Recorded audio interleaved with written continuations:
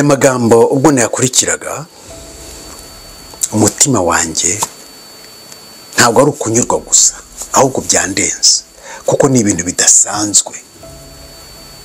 bidasanzwe ku isi yose ku bakuru b'ibihugu. Uyu Neva afite umwihariko ku bakuru b'ibihugu. Umukuru w'igihugu mwakurikiye ukuntu yashubije abanyamakuru adaciye hirya cyangwa se hino ku kibazo bamubajije cyerekeranye n'abatinganyi. Umukuru w'igihugu arasubiza ati iryo shyano nta mwanya ryagize mu gihugu cyacu cy'u Burundi kandi nta n'uwo rizagira. Amaze kuvuga amagambo mwabikurikiye ukuntu Banki Mondiale yamukangishije guhagarika imfashanyo kubera iryo jambo yavuze. FM nayo imukangisha guhagarika imfashanyo kubera ijambo yavuze. Nakurikiye neza nawe ukuntu yabashubije ati mu rugara Imana izoca yugurura ahandi ariko ntituzigera dutatira igihango twagiranye n'Uwiteka. Haleluya, haleluya. Nuwuhe mu perezida ku isi wabaye intwari nk'uyu nguyu akemera ati izo robine zanyu muzifunge mu rugara ariko Imana izafungura ahandi? Murumva kwizera kugitangaza. Kandi koko Banki Mondiale nk'uko mwakurikiye yarabafungiye, FM nk'uko mwakurikiye yarabafungiye, bose barabufungiye. Mbese abarundi baracyariho? Mbese Burundi bwavuyeho? Mbese abarundi barapfuye? Reka dukomeze turebe. Igihugu gikeneye umukuru w'igihugu umeze nk'uriya tumaze kubona. Umukuru w'igihugu udakangishwa icyo ari cyo cyose.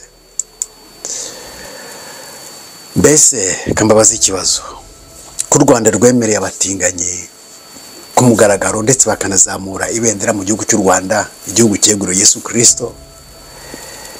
Iyo witegereje Burundi bwafungiwe imfashanyo, bwahagarikiwe imfashanyo, ukitegereza n'igihugu cy'u Rwanda gihabwa imfashanyo, usanga ni ikihe gihugu dusanga mu buzima bwiza kurusha ikindi?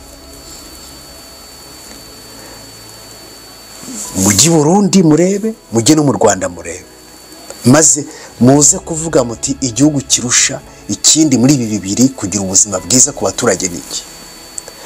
Abarundi bafite ubuzima bwiza cyane kurusha Abanyarwanda. Abanyarwanda bari gupfa bashize, inzara irabamaze. Ubuzima mu Rwanda burahenze, ariko mujyi Burundi murebe, mujyi Burundi murebe, nta muntu wubaha Imana uzigera ukorwa n'isoni. Dawidi niwe wavuze ngo nari umusore none ndashaje, ariko ntabwo nigeze mbona umwana w'Imana akorwa n'isoni, nta nubwo nigeze mbona abana be basabiriza. Uyu ni umugisha uva ku Uwiteka, ni umugisha uherekeza abantu bose bubaha Uwiteka.